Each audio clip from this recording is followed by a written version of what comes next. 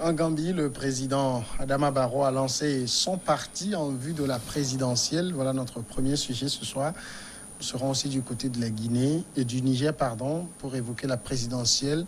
Mahaman Ousmane a-t-il des chances de refaire son retard sur Bazoum? En Côte d'Ivoire, Pascal Afine-Guessan a-t-il rejoint avec armée bagage le camp présidentiel? Et puis le Togo, on parlera de la naissance de ce énième parti politique. Tout cela ce soir avec Dimas Dikodo de Forum de la Semaine. Bonsoir Dimas. Bonsoir Samuel, bonsoir à toutes celles, tous ceux qui nous suivent de près de loin, spécialement à nos compatriotes de la diaspora qui nous suivent de très près, avec des yeux très très critiques. Je ne manquerai pas aussi de saluer tous ceux qui nous écoutent actuellement au fin fond de la région des Savanes, qui traversent non seulement une grippe saisonnière, mais aussi Corona, dont les tests, selon beaucoup de dire, réagissent surtout. Hein?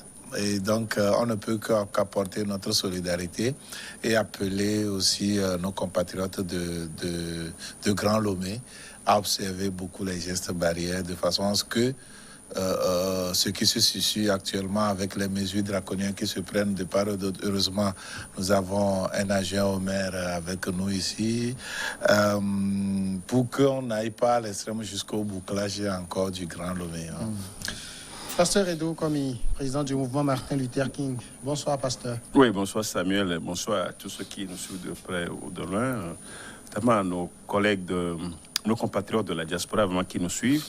Je fais un coucou spécial aux gens de Noche qui nous suivent vraiment. J'ai été pas sidéré, mais la dernière fois, je suis allé à Noche. Je sors de mon véhicule, même en masque, quelqu'un s'approche de moi et bonsoir, pasteur Edo. Je dis, quand je dis, c'est sur Nyon TV. Ton débat avec Dimas, là, nous le suivons tout le temps. Chaque mardi, nous sommes au rendez-vous. Nous sommes branchés. Quand vous avez des amis, vous faites de très bons débats. Donc, un coucou spécial à nos amis, aux compatriotes, aux concitoyens de Noche, de la préfecture de Haro, en Noche spécialement, et à tous ceux qui nous suivent de Port-Dolin notamment. Il y a aussi un concitoyen qui nous suit dans un village de Agbetiko, dans la préfecture de Bamono désormais, Bamono, qui nous suit là, qui nous écrivent tout le temps. Je crois tous nos compatriotes qui nous suivent, vraiment un coucou spécial à vous. C'est vrai quand même que nous sommes à un moment, un tournant dans notre pays où on nous annonce la flambée des cas de contamination à Covid-19. Donc, moi, tout à l'heure, je viens même d'arriver d'une réunion avec le préfet et les 7 maires, les 7 communes de la préfecture de Golfe. C'était pour faire l'évaluation et proposer des mesures, des approches pour éviter que ce risque-là ne nous atteigne toute la capitale. Bon, donc, avec les acteurs du Golfe, nous avons échangé ensemble et nous avons touché de doigt certains aspects, notamment l'interdiction d'organiser désormais les mariages, les veillées et les réjouissances populaires. Le préfet Agboche en parlait tout récemment. Non, déjà, c'est justement avec le préfet Agboche.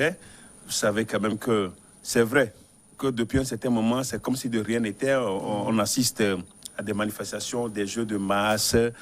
Et surtout au niveau des jeux de masse, je crois que le ministre des Sports a fait sortir un communiqué qui autorise la reprise des activités sportives à partir du mois de mars, mais il n'y a pas un calendrier clair sur ça. Je crois que beaucoup de compatriotes disent qu'il y a déjà une autorisation. Je crois qu'on va recadrer. On aura recadré cela dans nos communes respectives. Mais ce qui est à savoir, c'est qu'il y aura quand même une autorisation d'inhumation. Une autorisation pour inhumer. pour inhumer, ne serait-ce qu'apporter, amener le cadavre au cimetière. Oui, avec combien de personnes? Oui, avec au moins avec une quinzaine de personnes. Avec une quinzaine de personnes. Je crois que c'est ce qui va être fait dans toutes les communes. Mais c'est des mesures drastiques et des fois même ça, nous sommes heurtés à ces mesures. Mais vous savez, on nous dit souvent que c'est pour la santé des concitoyens. Sinon, c'est vraiment des mesures qui sont difficiles à digérer. Mais je pense que c'est pour un temps. C'est pour un temps. Nous allons retrouver certainement nos habitudes. Donc, c'est pour dire quand même que nous devons toujours respecter les mesures barrières. Mais au même moment, quand vous allez dans les marchés et autres, les marchés s'animent toujours. C'est votre responsabilité. C'est notre responsabilité. De faire appliquer les mesures. C'est notre responsabilité de faire appliquer. Vous savez, c'est tellement difficile. Nous allons passer à des étapes d'amende désormais. Des étapes d'amende. Les communes, nous allons nous organiser pour contraindre les gens au respect des mesures barrières. Donc voilà, en résumé, en résumé, ce que nous venons de faire avec le préfet du Golfe, en présence des mains autres. Il n'est pas encore envisagé, par exemple, de bouclage, de fermeture des lieux de culte comme Non, je crois que, vous savez, moi, je suis pasteur. J'ai évoqué la question relative aux lieux de culte et je suis allé même jusqu'à demander la rouverture totale des lieux de culte dans la préfecture, dans le Grand Lomé. Ce qui n'a pas acquis quand même l'assentiment des autorités et de quelques personnalités présentes à la réunion. Mais je crois quand même que jusqu'au jour d'aujourd'hui, il y a quand même un respect dans les lieux de culte. Les mesures barrières sont quand même respectées, même si à certains niveaux... Les foyers de contamination ne se trouvent pas dans les églises. Et les foyers de contamination, moi je l'ai toujours dit, je l'ai dit encore tout à l'heure à cette réunion, même s'il y a des gens qui soutiennent qu'il faut toujours maintenir ces lieux de culte toujours fermés, mais il n'y a pas quand même des décisions pour refermer la refermeture des lieux de culte qui sont déjà ouverts. Je ne pense pas que on va en arriver là. Tout ce que moi je sais, c'est que Dieu, la main de Dieu est sur l'Afrique. Et je crois que nous n'allons pas rentrer dans ces tournants, dans le nouveau tournant de cette maladie, les variantes là de cette maladie. Je ne pense pas que ça va dissimuler. C'est pas le débat en fait, mais j'aimerais ajouter un mot. On ne peut pas se contenter des mesures barrières dans notre pays. Nous avons quand même une université, nous avons quand même des scientifiques qui ont mené des recherches à un moment donné et qui ont trouvé un certain nombre de produits qui peuvent aider à booster notre immunité pour pouvoir faire face à cette solution endogène. On dirait que c'est des effets d'annonce, ça s'est arrêté là. Le jour c'est annoncé, ça s'est arrêté là. C'est quoi? En principe, les conclusions devaient être données. Oui, est-ce que ça devait continuer? Les recherches devaient continuer. Mais quand on nous dit dans le pays qu'on devait uniquement se contenter des mesures barrières et quand quelqu'un attrape ce virus, on l'amène là-bas pour lui faire appliquer chloroquine un matin, chloroquine un le soir, un comprimé d'azithromycine accompagné de vitamine C et pendant un bout de temps on dit bon, tu es guéri, tu rentres. Je pense pas que c'est ça qui va faire avancer notre économie. Je pense que notre université doit continuer, nos scientifiques doivent continuer à mener des recherches jusqu'à trouver des produits. On n'a pas besoin d'homologation de l'OMS, mais des produits qui peuvent aider les populations à se prendre en charge, quoi. Donc, je pense qu'il faut faire face à cela aussi. Le comité scientifique devait aller loin, au-delà de donner des avis, surtout quand il s'agit peut-être de fermer les lieux de culte, c'est les avis qui donnent souvent. Et je ne pense pas que... Le problème de vaccin aussi a été évoqué tout à l'heure. Il y a des médecins quand même qui ont donné la position du Togo par rapport à ce vaccin. Donc il n'y a pas de doute sur ce vaccin, même si tout ce qu'on dit sur les réseaux sociaux, de toutes les façons, nous on est déjà... Tout le monde sait clairement que le paracétamol qu'on vend en France, ce n'est pas la même chose. Non, mais ça, on a... c'est le même emballage, mais ce n'est pas le même produit qui se trouve. Oui, qu'est-ce qu'on va nous servir comme vaccin? Voilà, c'est ça aussi la question. On va passer à notre premier sujet. Nous parlons ce soir de la Gambie, où le président a lancé son parti en vue de la présidentielle. Adama Barrow donc, a lancé samedi dernier son parti en vue de soutenir sa candidature candidature à la présidentielle prévue dans 10 mois au cours d'un meeting retransmis à la télévision nationale. Le Parti national des peuples, ou le National People's Party, NPP, est le parti de toutes les catégories, fondé sur la notion de véritable citoyenneté démocratique et patriotique, a dit Adama Barrow, 55 ans, devant une foule nombreuse de délégués et de sympathisants réunis au stade de l'Indépendance à Bako, c'est à 12 km de la capitale. Adama Barrow, Dimas, vous vous rappelez, quand il venait au pouvoir, il devait normalement faire 3 ans. Et reparti. Il a pris le pouvoir est doux. Il va finir son mandat, il lance son propre parti politique pour soutenir sa candidature à un autre mandat. C'est ça la politique. Hein. On se trompe pensant tromper les autres. On ne se dit pas la vérité. On se ment et pensant mentir aux autres. Je pense que en réalité, dans une situation normale, ça ne rend pas crédible le candidat.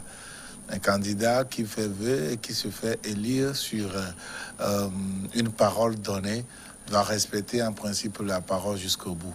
Mais on pense que le peuple est tellement naïf qu'on peut le tromper.